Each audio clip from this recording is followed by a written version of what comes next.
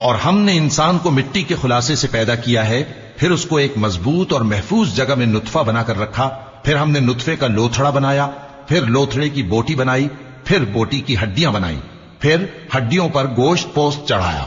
پھر اس کو نئی صورت میں بنا دیا۔ سو بڑا برکت والا ہے اللہ جو سب سے اچھا بنانے والا ہے۔ پھر اس کے بعد تم مر جاتے ہو، پھر قیامت کے روز اٹھا کھڑے کیے جاؤ گے، اور ہم نے تمہارے اوپر کی جانب 7 آسمان پیدا کیے، اور ہم خلقت سے غافل نہیں ہیں۔ اور ہم ہی نے آسمان سے ایک اندازے کے ساتھ پانی برسایا، پھر اس کو زمین میں ٹھہرا دیا، اور ہم اس کے نابود کر دینے پر بھی قادر ہیں۔ پھر ہم نے اس سے تمہارے لیے کھجوروں اور انگوروں کے باغ بنائے، ان میں تمہارے لیے بہت سے میوے ہوتے ہیں، اور ان میں سے تم کھاتے ہو۔